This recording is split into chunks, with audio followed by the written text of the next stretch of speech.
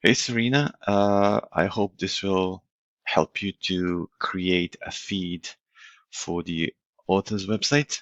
And when you go to your dashboard of the curator, I think you, I think you should go to the organize. Here you can add more feeds or a new feed. So I think you should click on this plus, find the source you would like to add. Let's say I will go with the Facebook, and then you can go to the Facebook page that you have, and then you can find all the accounts that are connected to your Facebook. I will go with mine, and then it will show the pages that are related to your email or name on Facebook or Instagram.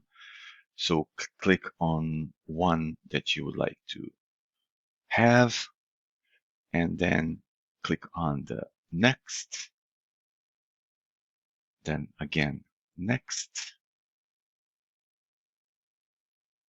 and then go to start curating.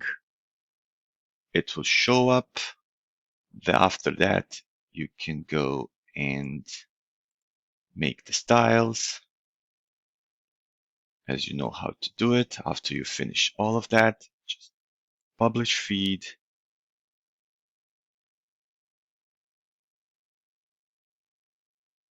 and you'll get the code. Send it to our support, and they will add it to your website.